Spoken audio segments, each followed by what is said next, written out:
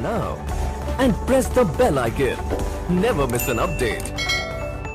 बिस्मिल्लाहिर्रहमानिर्रहीम। अस्सलाम वालेकुम दोस्तों, मैं हूं आपकी host Hansa. Health and cook की जानिब से व्यूअर्स आप सबको मेरा सलाम। उम्मीद करूंगी कि आप सब खैरियत से होंगे। और आज की हमारी रेसिपी है बिरयानी। सिंधी बिरयानी बनाने का तरीका बताऊंगी और मसाला इतना खुशबूदार कैसे होता है और चावल का एक एक दाना कैसे निकलता है। तो रेसिपी स्टार्ट करते हैं। सबसे पहले 1 कप ऑयल ले लिया है, उसके अंदर एक तेज़पात, आपने एक दालचीनी का टुकड़ा ले लेना है, 1 फुल बात, 2 लौंग ले लेने हैं और 4 से 5 आपने काली मिर्च के दाने ले लेने हैं।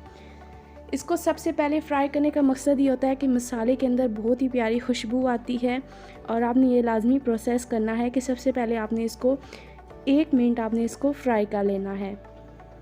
उसके बाद यहाँ पे मेरे पास 3 मीडियम साइज़ की प्याज हैं जिनको मैंने कटिंग कर ली है, थोड़ी मोटी कटिंग रखी है। और अब आपने इसको इन मसालों के साथ अच्छे तरीके से फ्राई कर लेना है, यानी तब तक हमने इसको फ्राई करना है जब तक ये ब्राउन नहीं हो जाते। तो रेसिपी आपने फुल फॉलो करनी है। इंशाल्लाह आप देखिएगा किस तरह चावल का एक एक दाना निखरेगा। तो यहाँ पर हल्के हल्के ब्राउन हमारे प्याज हो चुके हैं। तो जब प्याज ब्राउन हो जाएं आपके, तो इस पॉइंट पर आप आके चिकन ऐड कर देंगे। 750 ग्राम यहाँ पर मेरे पास चिकन है और 1 केजी यहाँ पर मेरे पास बासमती का चावल होगा। तो सबसे पहले यहाँ पर हमने चिकन ऐड कर दिया है। अच्छे तरीके से वॉश कर लिया करें चीज़ों को। और जब वॉश कर चुकें तो अब आपने इसके अंदर ऐड करना है और 5 मिनट अब आपने इसको अच्छे तरीके से भून लेना है। जब ये चिकन कलर अपना चेंज कर दे तो तब आपने इसके अंदर अदरक लहसुन का पेस्ट ऐड कर देना है, या आपने अगर कूट लिया है फ्रेश तो आप वो ऐड कर लें। यहाँ पे मैंने इसको कूट लिया है और 3 टेबलस्पून यहाँ पे मेरे पास दोनों चीज़ें हैं अदरक लहसुन की। तो अब आप इसको अच्छी तरीके से भून लें।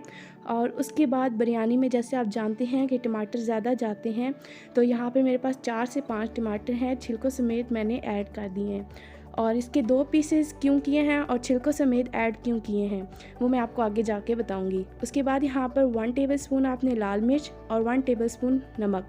जब 5 मिनट आप इसको भूनेंगे तो टमाटर गल जाएगा और ख़ुद ही आसानी से हमारे छिलके उतर जाएंगे। अगर आप काट के जब ऐड करते हैं तो टमाटर काफ़ी हद तक ज़ाया हो जाता है। और यहाँ पे मेरे पास 3 बड़े आलू थे जिनकी इस तरीके से कटिंग करके इस पॉइंट पे मैंने ऐड कर दिया है। जब अच्छे तरीके से आप मसाले को भून लें तो इसके अंदर आपने 400 ग्राम दही ऐड कर देनी है। पहले आपने दही ऐड नहीं करनी, इस पॉइंट पर आपने आके ऐड करनी है। तो यहाँ पे जो सिंधी बिरयानी मसाला है उससे पहले यहाँ पे मेरे पास 2 हरी मिर्चें थी, जिस तरह मैंने इनकी मोटी मोटी कटिंग करके अब इस पॉइंट पर ऐड कर दिए हैं।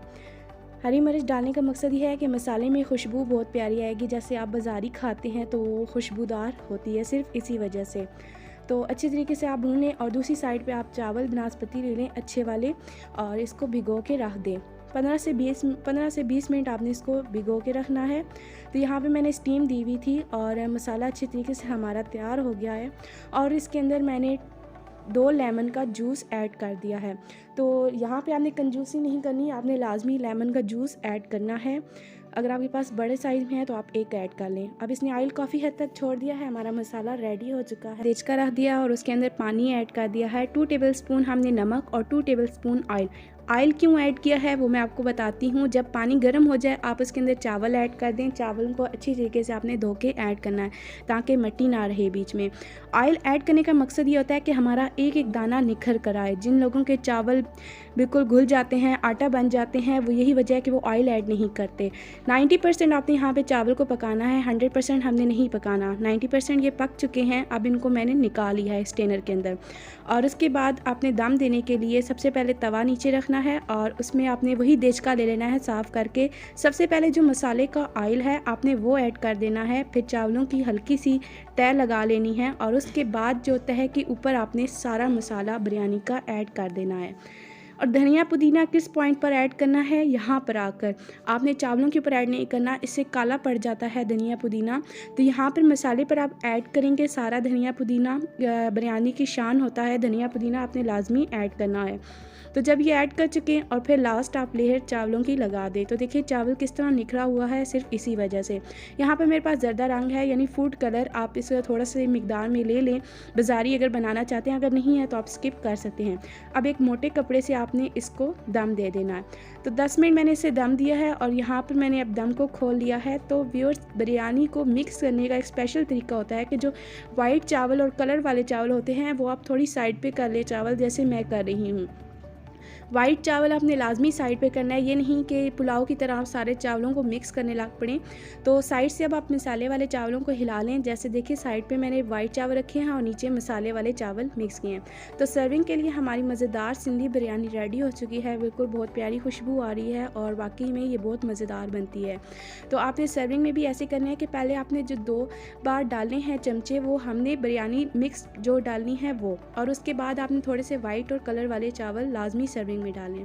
तो रेडी हो चुकी है हमारी बिरयानी। अगर आपको रेसिपी अच्छी लगे तो लाइक करें, शेयर करें। अल्लाह हाफिज़।